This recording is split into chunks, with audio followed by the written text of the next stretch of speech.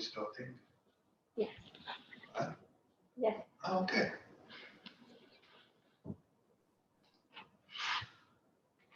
Okay, so thank you everybody for joining us. Thank you, Daphne, the Israeli team, the Turkish team for organizing this event. Unfortunately, YATA President, Mr. Stevie Weinberg, could not participate. So he asked me to start, but as I'm not a usual person, I will start with something. Yes. Okay. Okay. So instead of giving the opening remarks, I will show you this picture. Actually, goats that are climbing on trees in Morocco. Can somebody guess why is that? It's not natural for goats to climb on trees, isn't it? Any idea? We are still sleeping, I suppose. Okay. So, yeah. Well, due to long drought in Morocco, these goats didn't have food. They understood that in order to survive, they will have to find food somewhere else, and they found it on trees. So why I'm showing you this picture, I believe that it reflects actually our counter-terrorism situation. In order to win the fight against terrorism, we and our leaders need to think out of the box. And this is what today's event is all about. We'll try to exchange out of the box ideas. And who is the best to do so? Obviously, your generation, our future leaders, or YATA members. So thank you again, and we will start. Selin, you would like to? Hi again, I'm Selin, the president of YATA Turkey. Thank you, Uri, for this great opening. First of all, we think this event is quite essential because the use of internet by the terrorist groups are increasing as rapidly as the use of technology in the world. They are using internet for spreading their ideas, for spreading disinformation about the situations, false pictures, and gaining more members, more militants for themselves. We have this great chance to create awareness on the situation with you today, with our valuable speakers. Thank you so much for this great cooperation with us. Turkey and Israel are countries who suffered the most maybe in the world when it comes to the disinformation and false pictures and false news in the world. So it is a great chance for both of us to show what is the situation truly is and how terrorist groups use the internet. So I'm very thankful for this cooperation again. Thanks for everyone who made this one come true. So I give you the word back to you to start. Thank you. Hi. Go first. Yeah. Hi, I'm Yehudit. I'm on the YATA Israel Executive Board. I'm the Vice President of Diplomacy and Finance. I'm also a cyber-terrorism researcher at the ICT, so I'm really excited about this event that we're doing with YATA Turkey. The event is obviously discussing cyber-terrorism. It's a growing threat that's impacting the whole world on an international level. Of course, cyber attacks can be carried out from anywhere and targeting anywhere in the world. And so in sort of a unique way, for this reason and other reasons, cyberterrorism is one of the disciplines which in particular requires joint efforts by nations working together in order to prevent these types of attacks and encounter these challenges together. So it's super amazing that we have this opportunity to have this joint panel with YATA Israel and YATA Turkey because we both face similar challenges. So anything that we can do, every step that we take to sort of be more unified and learn from each other and with each other, it's really critical to helping us advance our knowledge for countering cyber attacks in this field in particular. Today we're going to be hearing from really incredible experts. So it's a real privilege to be able to hear from them. And at the end, we'll be able to have a Q&A. So please take this opportunity because it doesn't come all the time to be able to really ask these experts your questions. The way that this is going to work is we're going to start with our speakers. First, we're going to hear from Lieutenant Colonel Uri Ben Yaakov. He's going to speak about terrorist use of the internet and technological responses to this. Second, we're going to hear from Advocate Deborah Housen-Couriel, who's going to speak about international law of counterterrorism. And last, we're going to hear from Brigadier General Oktay Bingöl, who will discuss Turkey's cybersecurity and cyberterrorism strategies. Everyone will speak for about 10 to 15 minutes, and then we're going to have a Q&A session. That will take place in the chat. So any questions that you have, you should write in the chat, and we'll get to them during the Q&A session at the end. So first, we're going to hear from Lieutenant Colonel Ori Ben Yaakov. He's the Director of International Relations. He's a senior researcher at the International Institute of Counterterrorism. He also serves as a lecturer at the Ladder School of Government Diplomacy and Strategy in the field of open source intelligence, simulations, and law and terrorism. So let's hear from. Thank you, Yehudit. Thank you very much. So you know already that I'm a fan of pictures. Yes.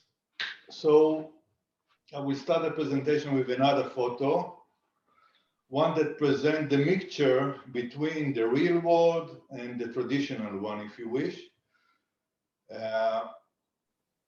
Cyber and real world, a mixture between the old payphone, if somebody can still recognize it, with the selfie that can be done only with a smartphone. Terrorists are exploiting our values in both dimensions, but while we are experienced in the fight against terrorism in the real world, we are still looking for a good solution in the cyber dimension. So I will start with the security response to terrorist innovation in the real world. Here we can see the shoes of Richard Reid, a British citizen with ties to Al-Qaeda, was caught on an American Airlines flight from Paris to Miami with IED, improvised explosive device, hidden in his shoes. Since then, we need to take out our shoes in airports, most of the airports at least, to be checked. 2006, Al-Qaeda planned to carry out simultaneous attacks on Canadian and American planes traveling from London to US by smuggling liquid explosives in soda bottles. Since then, we allowed only up to 100 cc, and not always, obviously, it works. 2015, the Russian airplane departed from Egyptian airport in Sinai to St. Petersburg in Russia. Airplane crashed after explosion of a bomb that was hidden in a soda can. All passengers, 224, and the crew died. 2009, Omar Farouk, Nigerian guy, attempt to detonate plastic explosives hidden in his underwear while on board of Northwest Airlines from Amsterdam to Detroit. It was on Christmas Day. Since then, we all need to be screened. While fighting terrorism in the real world, we had absolutely good learning curve. You will see now in this video, it's in one of the Pakistani airports. The man is new to these procedures. He doesn't know what to do. So he's getting guidance. He's putting the bag in the screening machine. But unfortunately, as you see, not only the bag, but also himself. So this is the learning curve that So to sum it up, some of us might not be happy when a stranger is touching us. We might also hate the idea that our dirty laundry is presented in public. I'm not sure also if this guy liked the procedure.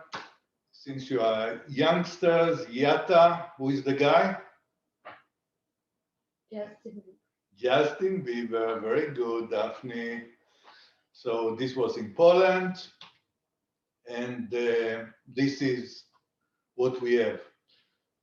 So now let's move to the cyber world. This is the terrorism evolution in the cyberspace, similar to the evolution that we had, no big difference. I would say that the two main changes or two main improvements, recent one, was the use of social networks, and then the increased use of darknet. Both are two trends that we need to fight more than anything else. The bottom line is that no doors now between, or no borders between terrorists and our most intimate place, our bedrooms. They are entering there very simple and very easy. So I'm sure that most of you are using social networks, you are familiar with it, but on the same time, I'm sure that most of you are not familiar with the darknet, a place where you can get whatever you need, whatever you want. So I will share with you some sites of the darknet. If you want a gun, the black market is the place. If you want to compare between different qualities and prices of guns, you have this website. If you want to buy fake passports, passports are not so much in use recently, but yeah, if you still want to buy, you can do it here. Here we can see a quality fake passport discovered, I think 1 or 2 years ago, on an Iranian couple travel from in Ecuador, actually. In the upper side here, you can see the original Iranian passport, and then the fake Israeli passport, and then her boyfriend, very quality fake passports. But here you can see the opposite side, a bad quality one, the red circles indicating what is better. If you want to buy counterfeit notes, you can do it here. You see the same idea. If you buy 5 fake notes of 100, you need to pay only 250. But if you're buying more, you have to pay less. So this is the regular sense in business apply also in the darknet. And this is if you want to buy medications or narcotics, no need for doctor's prescription here, not necessary in our case. So we talked until now about the terrorist exploitation of cyberspace. Let's see what is being done in order to fight against it, or at least what should be done. I will start with the technological response, and Deb will focus on the legislative one. So terrorists are using cyber world for everything that you can imagine. Everything from A to Z can be done on the cyber world. This is one of the projects that we were involved in, a project that was funded by the EU, Horizon 2021. The idea was that the traditional war against terrorism isn't enough anymore, and we need something that can combine different existing technologies and what needs to be done is to provide the LIAs with a complete toolkit, combination of those technologies. We won't go into it, but a few different technologies, let's say, in order to be able to detect social media content of terrorists. Okay, this is the consortium. We had 5 LIAs in the consortium, some more entities. We faced actually many challenges during the project, but I would like to focus today with the challenge of identifying between terrorist content to legitimate one. So a few examples. This is Call of Duty. I suppose that most of you are familiar with this game. But we have also Call of Jihad for propaganda and recruitment by ISIS. And this is the original Mr. Robot, American trailer TV series, first aired on 2015. And this is, again, Digital Terrorist Cyber Warfare magazine in German language. You see the similarity between the two. Here you can see 2 posts for recruitments. If I will ask you which one is the original and which one is for terrorist organization, you will never know. So I will share it with you. This is for the German forces, and the other one is for a terror organization. The minions that we are familiar with, used by jihadists as well. This is a short video.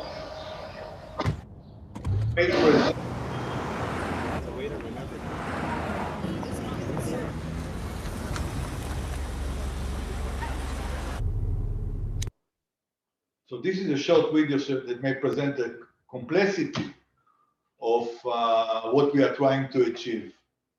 Can somebody here guess which terror organization published this specific terrorist content? Was it a car company? Very good. Very good. So yes. So this is actually a publication for a car company, but very, very similar to, so this is the other way around. This is what we are doing, using the terrorist propaganda for our purposes. Some other challenges, mainly the language, using different characteristics and different words, and mixing it. And in this slide, we can see actually a public art statue that stands in Brooklyn since 2019. Some will say that this looks like a sports statue, says we are #1. Others, mainly I suppose Brooklyn citizens, might claim that this means that Brooklyn is #1. And, you know, you can guess, but I think that you can guess also that if you ask the supporters, that this is the Tawahid, their own symbol, the jihadist symbol for the one God only. So in some cases, it's clear, you know, we can see Tom Brady, an American football player. This is not Tawahid. We can see Ayman al-Zawahiri, the leader of Al-Qaeda, since 2011. This is Tawahid for him for sure. And we have an American singer. He doesn't use Tawahid for sure. But in other cases, it's not clear. For instance, in this one, you cannot know. But the same guy, if he has ISIS flag, you can know for sure that this is Tawahid. The same here with the guy with his nephew, but he's actually a terrorist.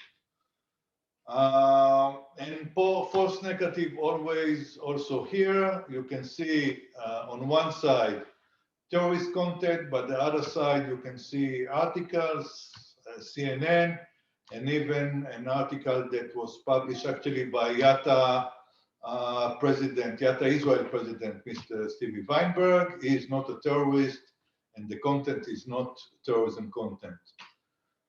Here we can see a mimicking trailer from film 7. Again, original in ISIS. And that's all what I wanted to share with you. So Deb, the floor is yours.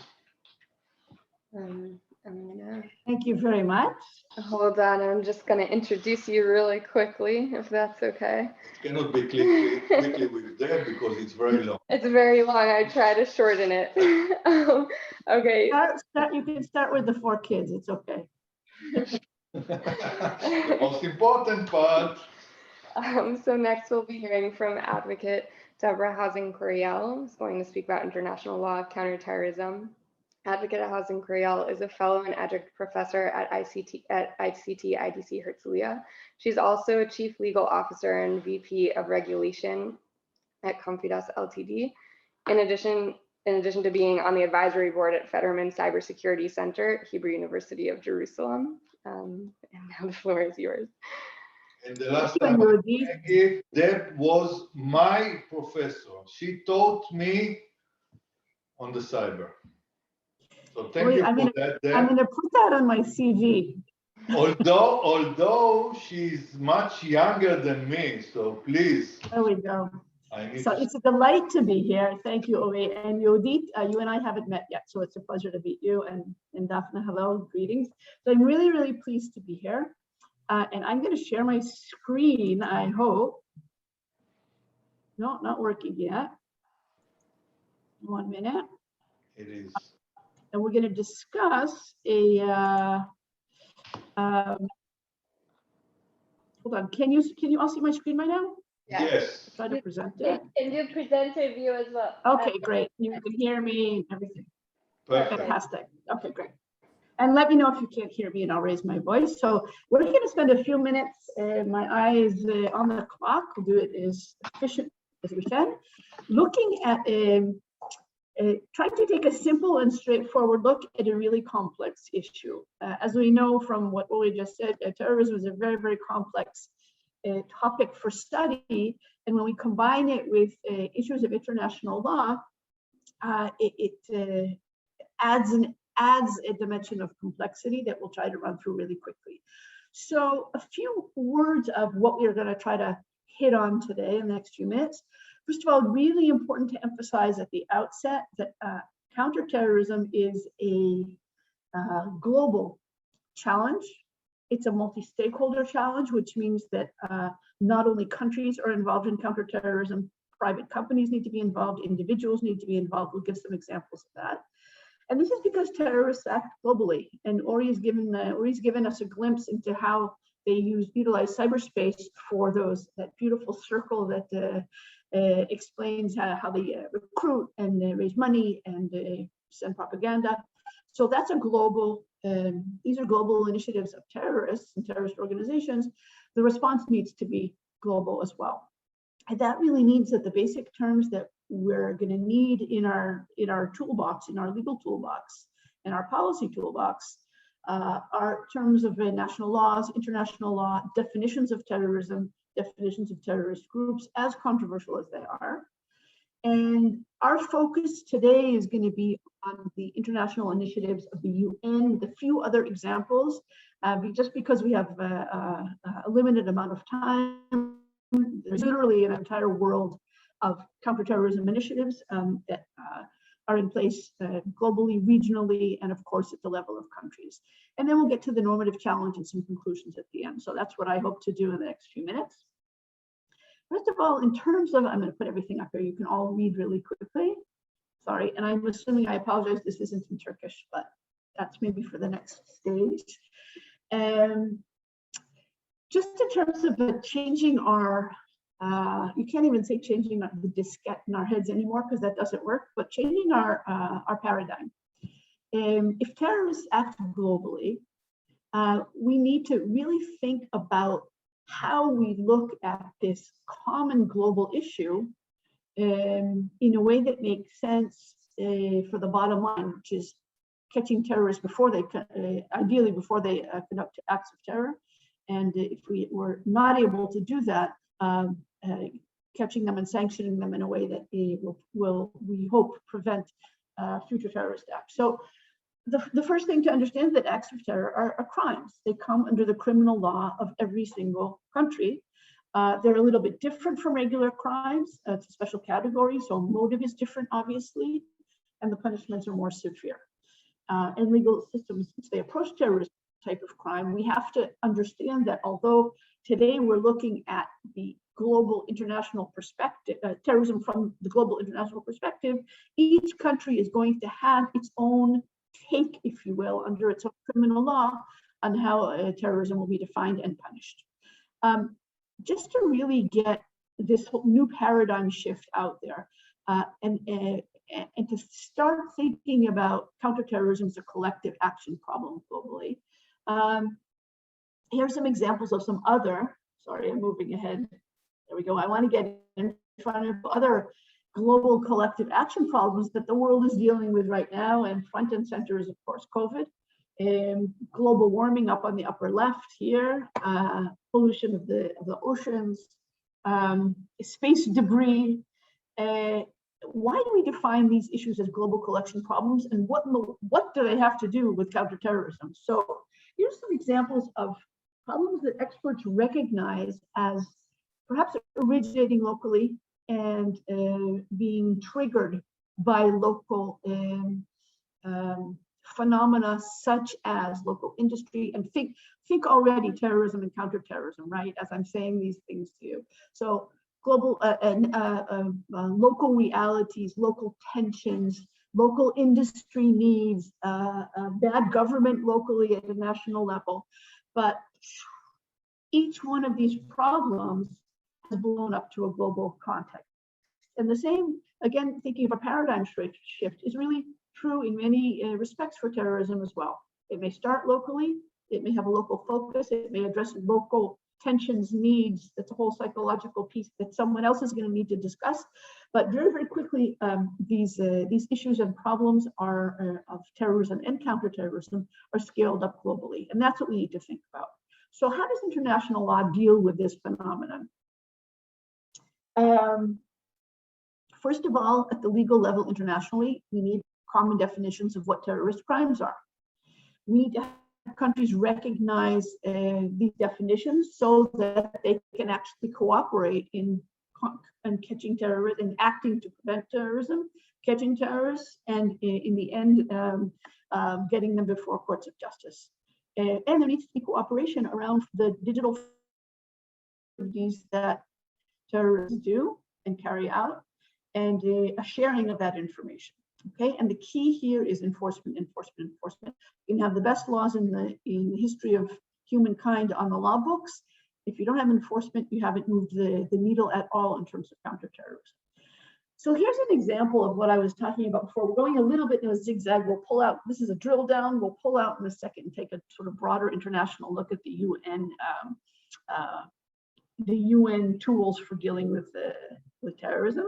But here's an example that a lot of times people don't look at and put into the paradigm that I've just introduced. So we have here in front of us, anybody here from and know about, maybe there's a Turkish website that's similar for reporting online material promoting terrorism or extremism.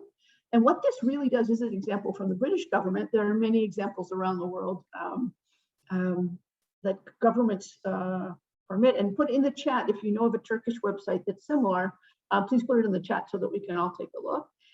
And what my understanding is of this website that allows any one of us to report online material that promotes terrorism is it widens that multi-stakeholder circle in terms of changing the paradigm to say, not only, again, do states, companies, and international groups have a role to play in counterterrorism online or even offline, individuals do.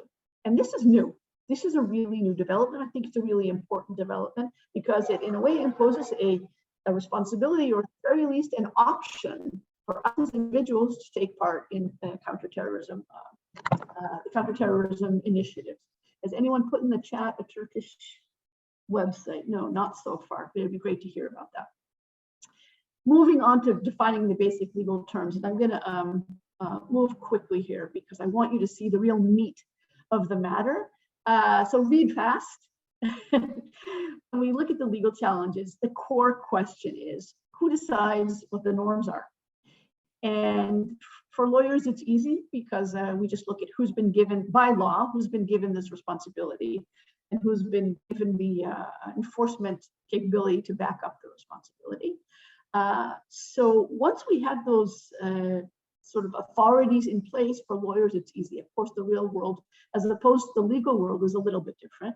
But let's see how the UN, we can move ahead of this, we've seen this already.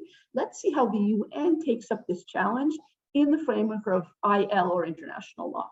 Okay, and it's going to be a specific example. So course 101 on international law. This is really, we're taking it really to the basics. So international law is based on, this is one of my favorite triangles, state behavior, sorry, I have to move you all so they can see my triangle. State behavior, the works of scholars, general principles such as an agreement that two states signed, just like a contract, needs to be upheld. But at the core of international law are treaties, contracts between countries and international organizations. And just to give you a sense of how treaties in the counterterrorism space look like, I'm aware that the clock is ticking, take a look at this list. We're going to come back to this slide. And we're going to go really quickly through the list. First of all, because you'll see why in a minute. We've got tens of treaties going on here. So the United Nations has established an Office of Counterterrorism, and as you know, probably the United Nations is an international organization that contains every single state in the world, and therefore its legal and policy decisions and initiatives bind all states and all international organizations, unless they've reserved. That's a more complicated issue, but overall, that's what we're talking about. So it's the most really global international organization. So there is a UN global counterterrorism strategy. It's in place and it binds all countries. Under the framework of the UN counterterrorism initiatives, we've got 19 treaties on counterterrorism, which is a crazy number. What we don't have is one treaty that addresses everything.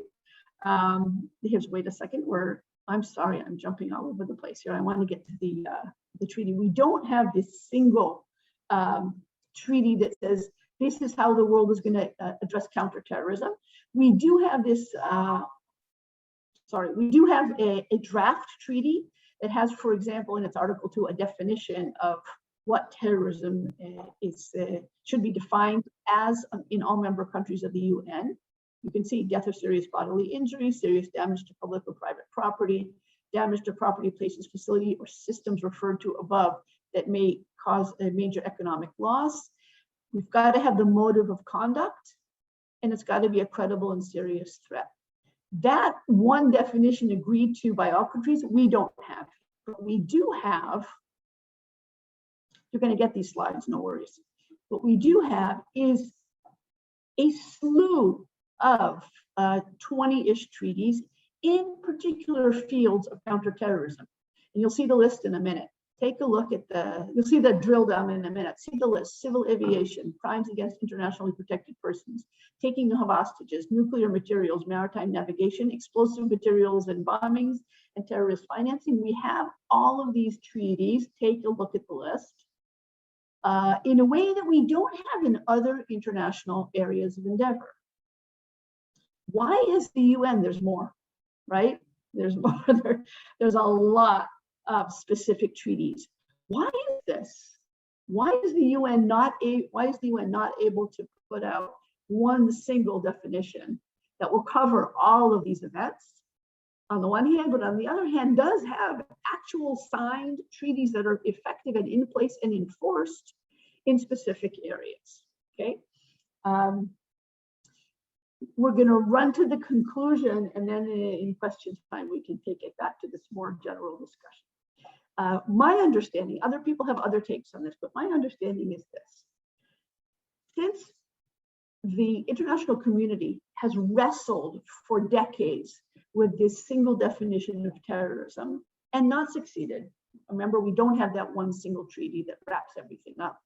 It's been easier at the level of enforcement to say we're going to be able to agree on, for example, the suppression of unlawful acts against the safety of maritime navigation, because people who run shipping companies know specifically what the threats are to caused by to international shipping caused by terrorists, and they can agree on that. Okay, and in the context, we'll take another very strange example on the same slide. Protocol for the suppression of unlawful acts against the safety of fixed platforms located on the continental shelf. Those are oil drilling platforms. And Maria, I can see you're nodding your head. If we can get the oil drilling platform people to agree on a norm against counterterrorism, well, we're going to do it. So my explanation, just to kind of back off again and reach already to our conclusions, is that it's been easier at the international level to drill down into specific counterterrorism contexts on two levels, both for the sake of getting signed agreement and for the sake of enforcing the agreements. Okay, so that's sort of one takeaway. If I can allow, let's mark that as a takeaway, that the more specific we can be in counterterrorism, the better we can do at setting out agreed norms, getting them signed off, and getting them enforced. Running to the end. I want to get to the, I'm going the wrong way. No. I'm going the wrong way. Sorry about that. I want to get to the conclusion. I'm really going the wrong way.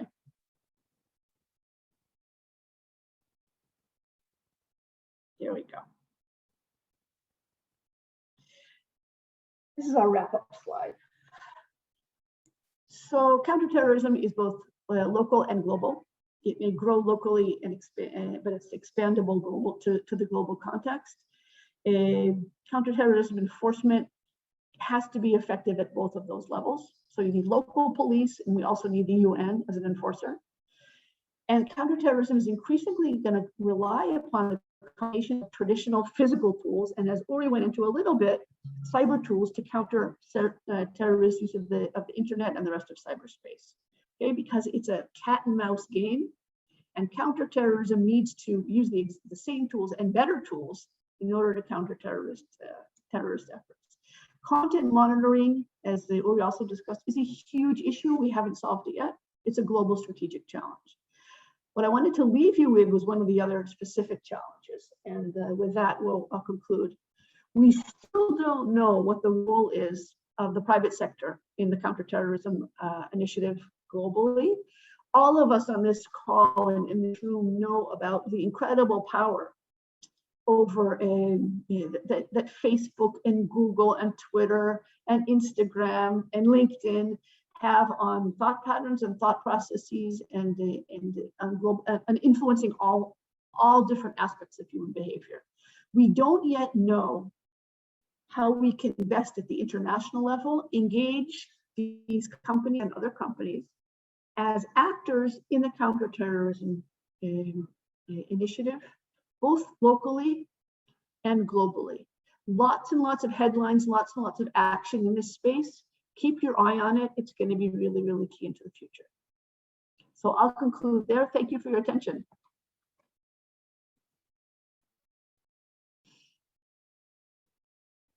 I just unmuted. Oh, sorry, thanks. Next, we're going to hear from Brigadier General Oktay Bingöl. Sorry. Brigadier General Bingöl is a retired Brigadier General of the Turkish Armed Forces. He's the president of Central Strategy Institute based in Ankara, Turkey. He's also an assistant professor at Arel University and the chief of International Relations Department at Arel University. So Brigadier General Bingöl, you have the floor. Okay. Thank you very much. First of all, invited me for the panel, for this activity. So it is my privilege to be there with you. I will talk about actually two issues, two parts.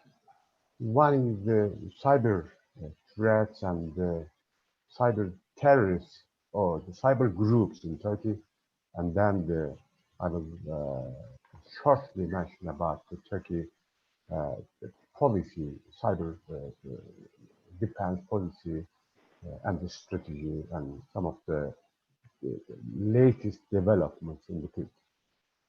But let me share a presentation. Yeah.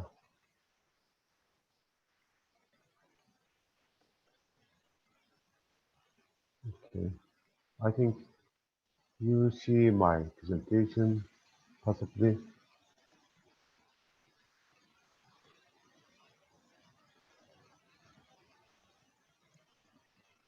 Okay. And I'll start with this slide here. Yeah. Actually, I got it from a website, Visual Capitalist. It is well known among the cyber defense specialists. So I use that site. It is, I think, it is reliable.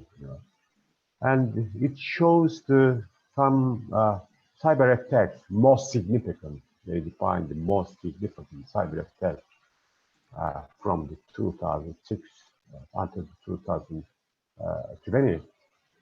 So in Turkey, you see that there are just 6. I mean, in the United States, over the 100, and in some European countries, in the UK and Germany, more than Turkey, of course, in India and China. But there are 19 countries on the map here. So that means the cyber threat for Turkey, toward Turkey, is important. It's significant. So if we continue from here, okay. And yes, there are some cyber threats to Turkey. Some state-sponsored, state-affiliated group in the Middle East. For example, the Syrian electronic unit always try to some cyber attack to Turkey targets in Syria, in Turkey, we know this.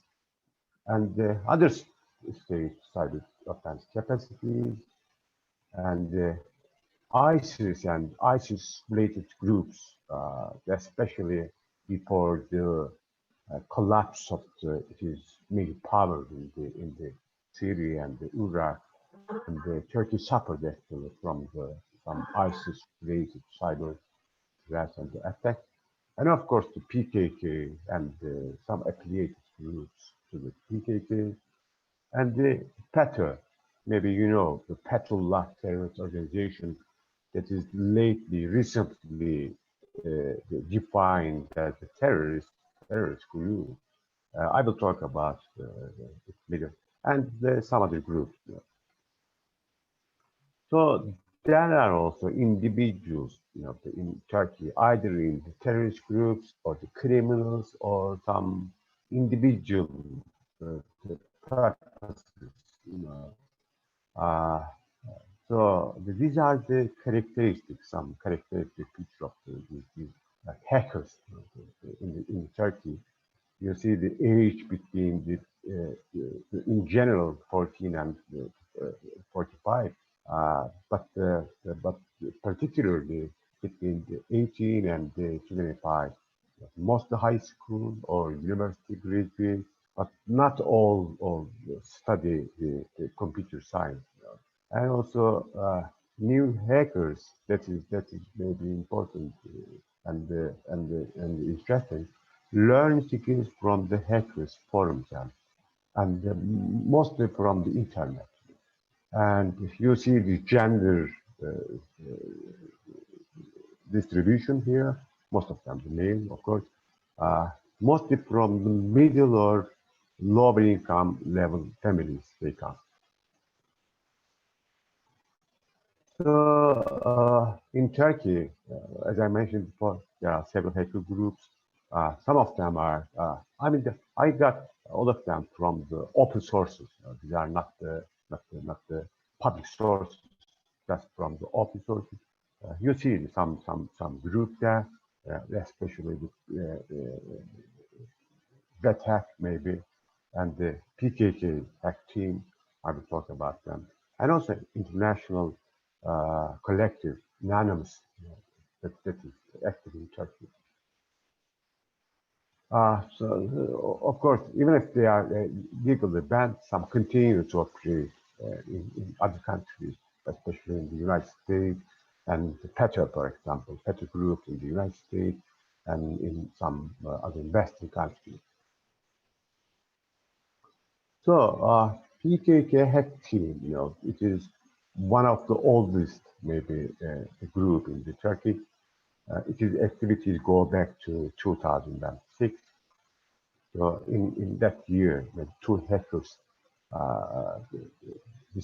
discovered by the authorities, police, and later in 2008 and 2011, more individuals, many individuals belong to this hacker team,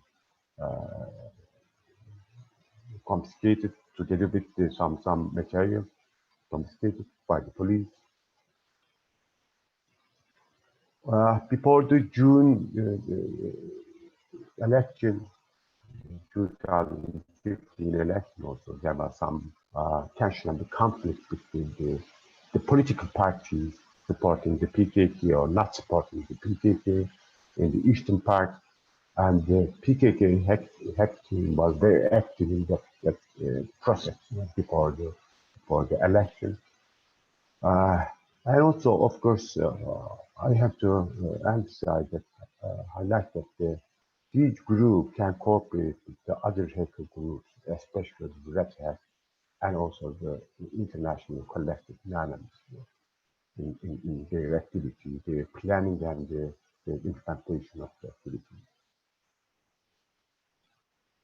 Yeah, that is the international hacker collective.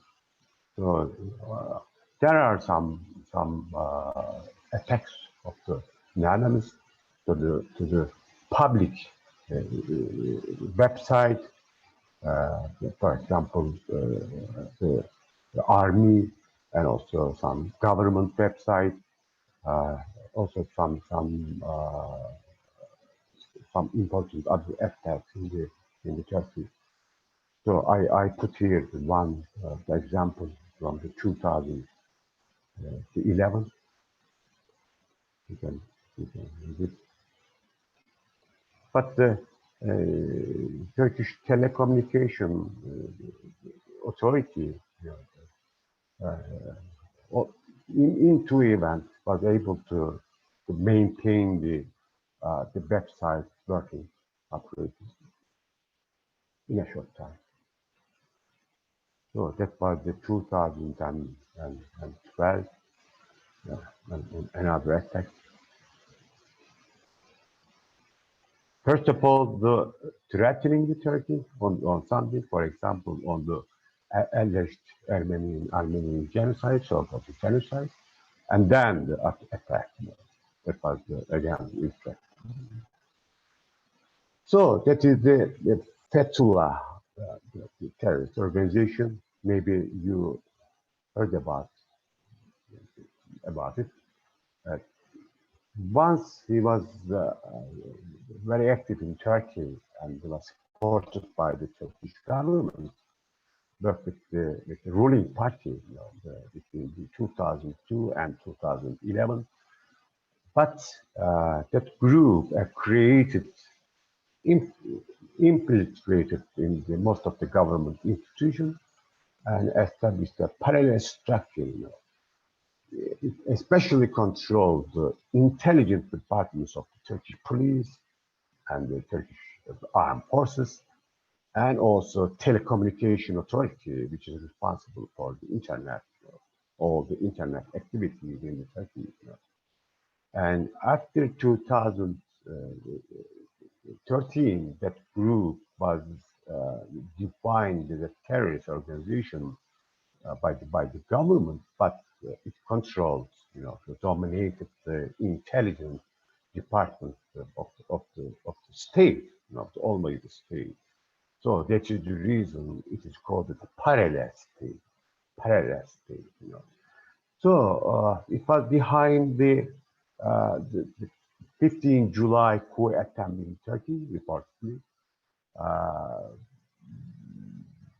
Currently in Turkey, it was not so active, but in the outside, especially in the Western countries, it is believed that it is still active. And it has some kind of the cyber capacity, and it poses a serious threat to Turkey. Everybody believes that one government and the people of Turkey. So these are the threats to Turkey. So when it comes to the response, Turkey cybersecurity governance is not in a bad position. It's in a good position. Actually, that governance is based on the 6 blocks or the 6 pillars, as you see: political, strategic level management, operational level prevention and response, and the other public sector bodies, military cyber defense, cyber intelligence, and the private sector engagement. I will mention just one slide for each.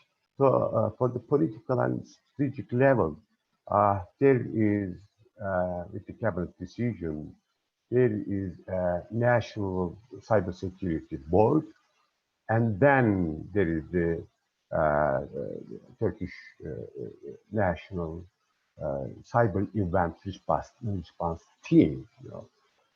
Actually, there are several response teams. I will talk about them, and that the National Cybersecurity Board formulated some strategy and the action plan. Actually, so far, 3 action plans, and each action plan included several items, maybe 100 or over 100 items. And so actions, all the actions were taken by the relevant ministers and the institution, public institutions so far. So that is the operational level, prevention and response, and the information and communication technologies authority is responsible for everything. And then there are some cyber event response team I mentioned.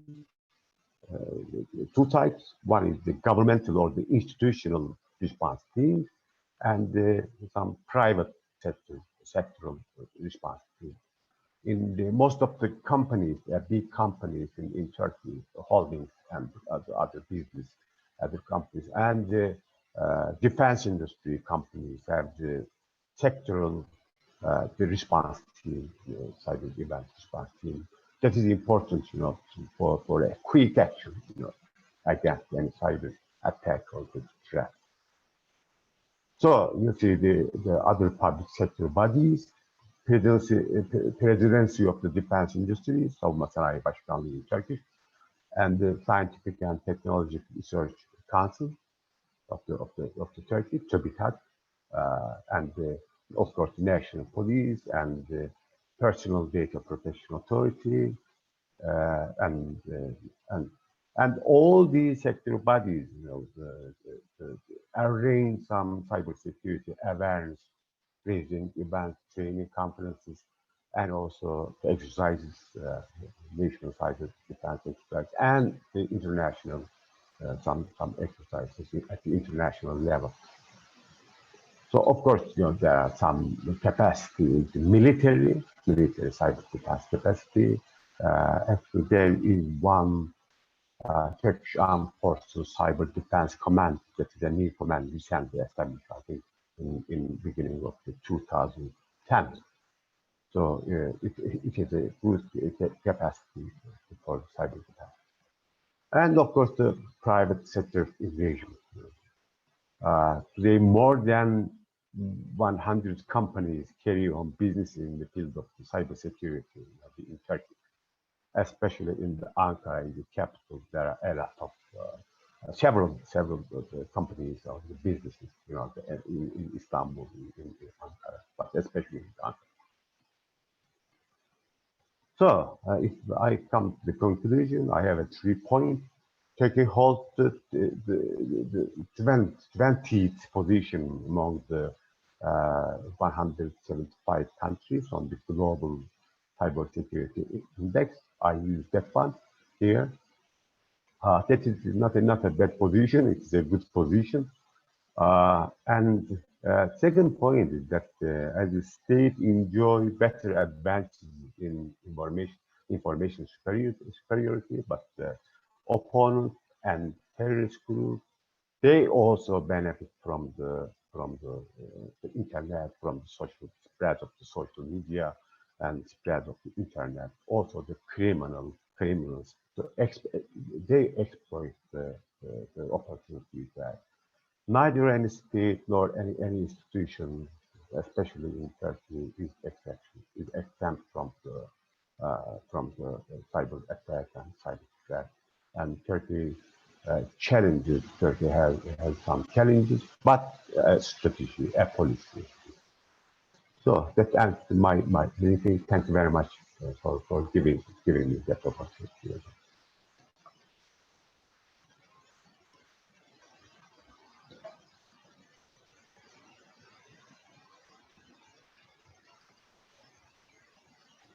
Thank you so much. We're going to move on to the question and answer session. Anyone who has questions should write it in the chat. We're going to first direct our questions to Advocate Housen-Couriel because she has a different commitment soon. So we want to get to her questions right away.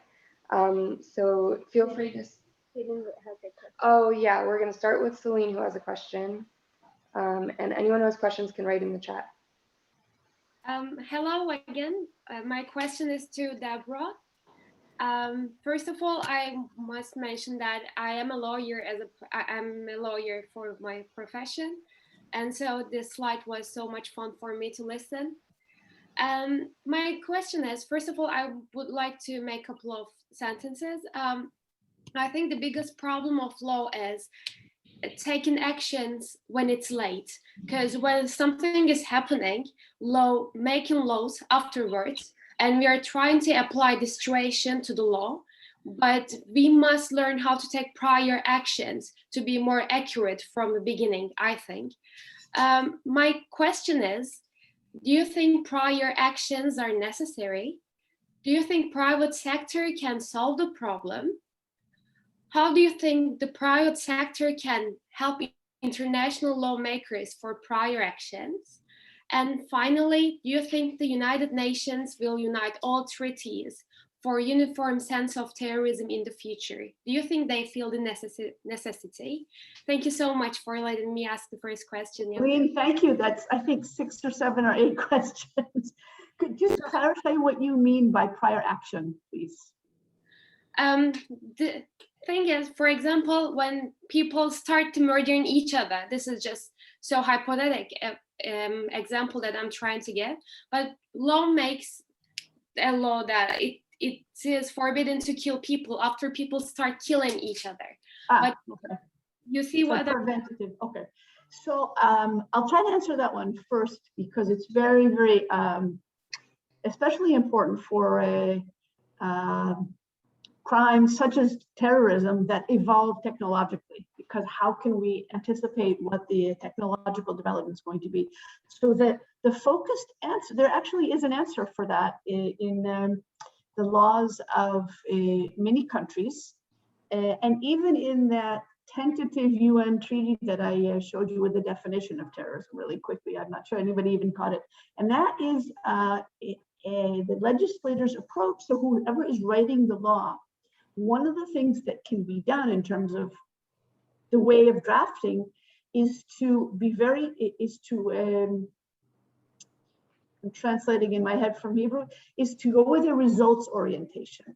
So you don't prohibit, for example, taking down, capturing a website of a country to put up terrorist material as a crime.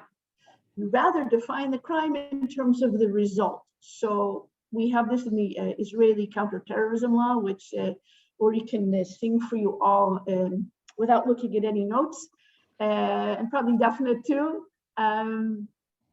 The definition of terrorism looks at the results. So for example, a terrorist act will be definitions.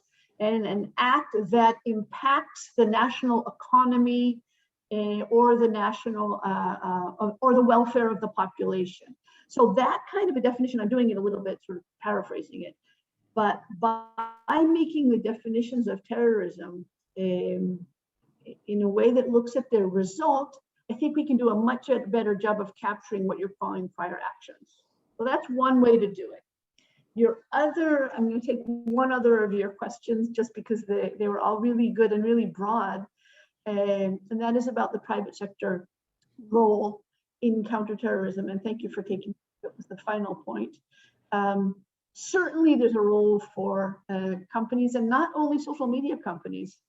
In companies, for example, to take an extreme example that I think we're all unfortunately familiar with, and that's the companies who produce programs for surveillance, right? So we have unfortunate examples that involve Turkey and Israel, which I won't go into the details, but how do we get companies who may not have evil intentions, how do we get them to market their products for surveillance, for example, in a way that only allows marketing to a certain sector?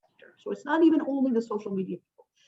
I have to put a question mark here. We just don't know yet. There's no question, and it's really good that you asked the question.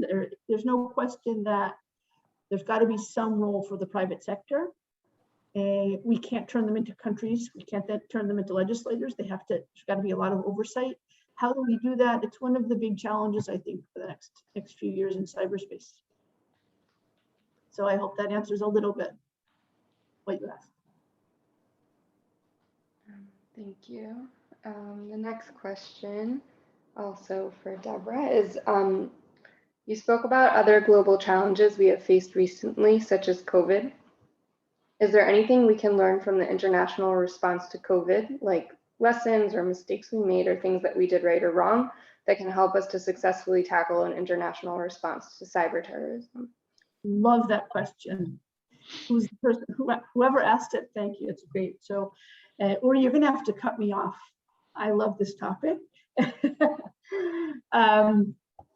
Definitely yes. And this goes to a whole topic that's not cyber related necessarily, but really talks about what a collective action problem is globally. So on that slide where I showed COVID and sea pollution and outer space debris, those kinds of collective action problems, there's a huge scholarly literature headed by Eleanor Ostrom out of Indiana University on what a collective action problem is. In fact, she won a Nobel Prize for describing what it was.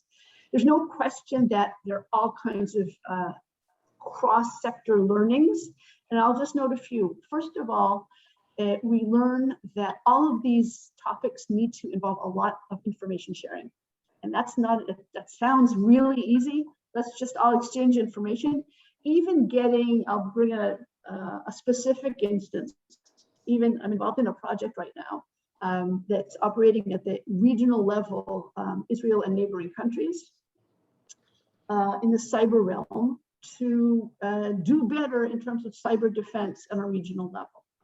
Even getting the countries who've already agreed to cooperate to share the laws and the policies that they use in cyberspace has been an impossible task. Not because of any evil intentions, just because we don't really know as human beings how to do sharing of information appropriately. So getting back to the question, I think there's a lot to be learned, ironically, from the COVID-19 challenges about how we can share information globally really, really well. Think about how, with all the interruptions and hiccups, think about how hospitals and doctors all over the globe have fed information into the World Health Organization's sharing of information platform about outbreaks. Again, it's an unfortunate situation, but we have really, really good data. Took us a while, but we have really, really good data about outbreaks and different strands of COVID.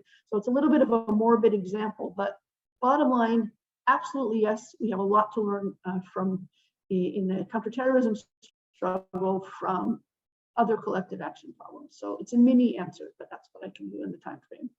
Thank you. Thank you. If there are any other questions for Deborah, because she'll have to leave. Okay, I think that then we can move on. Thank you so much. Thank you very much. And please do, the slides are absolutely shareable. Thank you. So I'll say goodbye. Thank you all very much. Thank you very much. Okay, so we're going to start on questions. We're going to start on questions for the other panelists. So let's first direct our question. We have a question for Uri. We have the age-old question of security versus the privacy debate. How have the contours of this debate changed with the growing cyber threat? How do we change our definitions of privacy in the age of social media? Wow. How long do we have? 1 hour, 2 hours? Okay, this is a great question. Unfortunately, this is the biggest problem, I would say, for international cooperation, but not only international one. You know what? Can you give me the mouse, please? I will share with you, again, you know that I'm a fan of, yes. Sorry to cut. Dr. Oktay Bingöl just sent me a message saying that he has to leave due to an electricity cut. So in case there's a question. Is there any time for questions? Dr. Bingöl, do you have time for questions or you are leaving now? I think he. I am sorry, I have to leave now because in a minute, in 2 minutes, electricity cut will start in Okay. my place. Thank you so Sorry much. about Thank that. you very much for joining. Thank you, sir. Okay, thank you. Thank you for inviting me again. Thank you. Okay, so in this case, this is what we call the democratic dilemma in counterterrorism. On one side, states have responsibility to protect the citizens, the security of the citizen, by providing the LIAs with all counterterrorism tools that they need: intelligence gathering, deterrence, prevention tools, etc., etc.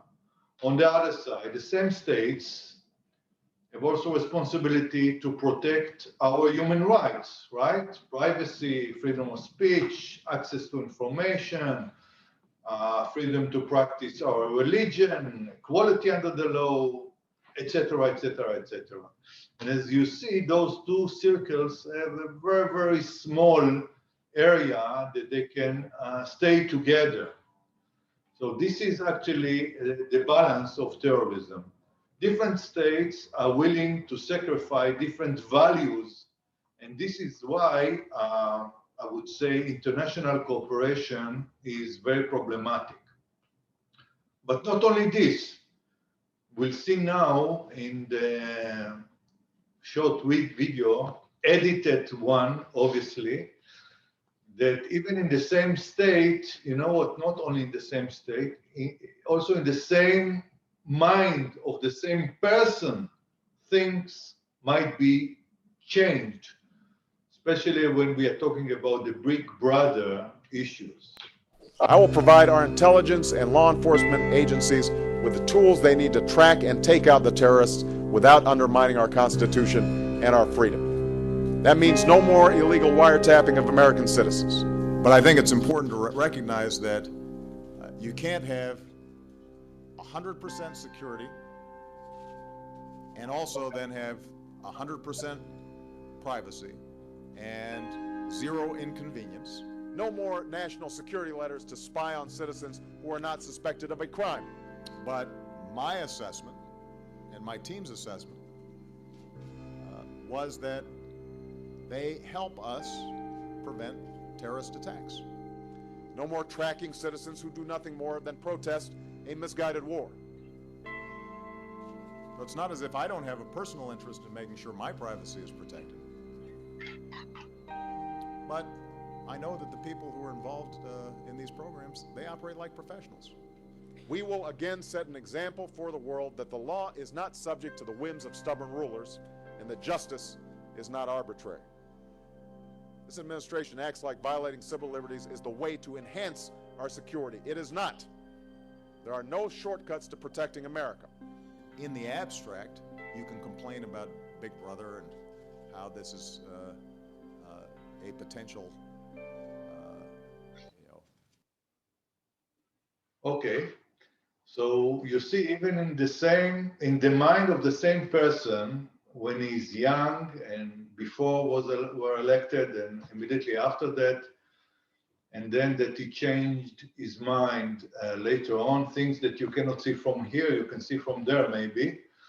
But this is the main problem. The main problem is that we cannot agree about the balance, at least in our democratic countries, the balance between our democratic values and the need of our LIAS, our law enforcement agencies. So this is my answer for this question. The next question is for Ori, but with your Again for me. Yeah, but if you would allow me, I would love to try to answer it first. Please, please. Okay. I hope that's okay with everybody here. The question is, what kind of attacks could terrorist groups resort to other than disinformation attacks and the use of social media? So is it okay if I take a stab at it first? Okay, there are so many different kinds of attacks that terrorist groups can resort to. I think that Brigadier General Bingöl also touched on a couple of these, but the main ones that we see from terrorist groups will be like website defacement and that kind of thing. It's a little bit more low level. Basically, that will mean that like you'll try to go on a website that is a legitimate website, and instead of seeing their website, you'll see like this website has been hacked by Mr. Hacker or whatever, and you won't be able to get to any of their information. There are denial of service attacks, that's DDoS. There's ransomware attacks, the kind of attacks where either they will do a DDoS attack and say, like, if you want your service back, if you want your data back, they can data theft is another thing that they could do. You're going to have to pay a ransom on it. Often they do that through Bitcoin or some sort of cryptocurrency. And that can cause like a lot of financial damage, oftentimes because the companies are put in a really odd position where either they need to pay for their information back or they need to pay not because they don't have their information, and so they need to rebuild from scratch, and that costs money. There are Scada attacks and Scada system, which are the types of systems that are in our infrastructure. For example, maybe you've read about some attacks on water infrastructure.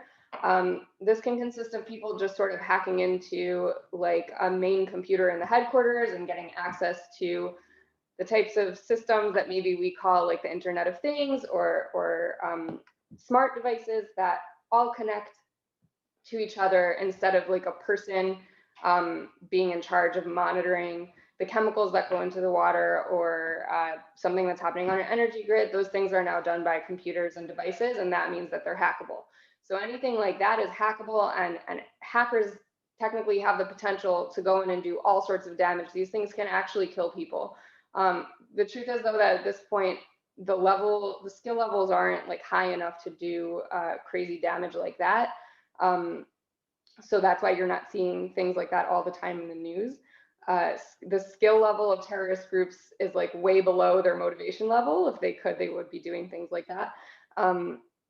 So that's sort of why it's a thing that's really threatening to us, because you don't need to build a full army of strong, brave, people to send in on the ground in order to cause real damage. You just need like some hackers who are really skilled and really talented and have the right equipment to do it. And that's why we really need to have good protective and preventive strategies and work together, because right now we're not like being attacked on all ends in this way. We're seeing more website defacement, we're seeing disinformation and use of social media that maybe doesn't feel super threatening, but these things can develop and become really crazy types of hacks that are very threatening. I hope that answered some questions. Sure, go ahead. Brilliant answer. Totally agree with what you said. But we need to keep in our mind that those hacking tools are available if you have enough money, to buy it on the darknet from criminal groups, criminal organizations, and in some cases even free of charge if you are being supported by a state. So terror organization that getting money, getting arms, like Hezbollah from a specific state, like Iran, can get also the tools and the know-how how to do significant cyber attack. And we need to keep it in our mind that it might be tomorrow, not so far away, if the terror organization needs to evolve and to learn it by itself. Thank you. Also totally good. I forgot about all that stuff. No Any other questions before we end the session? If there's nothing you would like to add, Uri or Yehudit, I think we can close the session. Selin, if in case you would like to add something, we would like to thank our partners, dear YATA Turkey members, President Selin, Kerem, and the entire YATA Turkey team, Mustafa, and on our side, Lieutenant Colonel Uri Ben Yaakov, at the President, our dear speakers, Advocate Housen-Couriel, Brigadier General Oktay Bingöl, and you want to add something, Yehudit? No, just thank you all for coming and participating, and hope to see you at coming events. Well, if it's okay, I would like to ask one more question, which is very, very short, but I wonder Uri's opinion on this. Uri, do you have any advices for us to protect ourselves from those kind of online terrorist attacks in individual level? Yes, I think that the main responsibility should be put into the internet giant platforms, social networks, and others. Not like today that they are enjoying the, I would say, the spread that they have all over the world, and the problem that each country has by itself to force them by law to do things. So the problem is very simple. So you can actually put in the Israeli law something that Facebook will need to follow, but might contradict laws of another state, let's say, I don't know, Ireland, for instance, where the servers of certain platform are being used. So we need to somehow to recover from this situation and to be able to force those platforms that are earning money from us, from the society, that call themselves social networks, meaning in a way also we are part of the society. And with that, I have no doubt that we can stop the spread, not only of the cyber attacks, but even further, the whole kind of exploitation of cyber work by terrorists and by criminals. And it was proved that they can do it. We had a certain issue with child pornography that they had to take care on. And if you will try, I'm sure that you won't, but if you will try to find child pornography on the net, you won't be able to find it anymore, only in some very, very minor website in the darknet. How did they do it? I'm not sure, but they did it. And it proved that they can also do it for terrorist content. Thank you for your answer, and thank you for all these comments you made with the other speakers. Also, thank you so much for all participants for their participation. Have a nice day. Thank you. Enjoy your weekend, the remainder of your weekend. Thank you. Thank you. Bye-bye.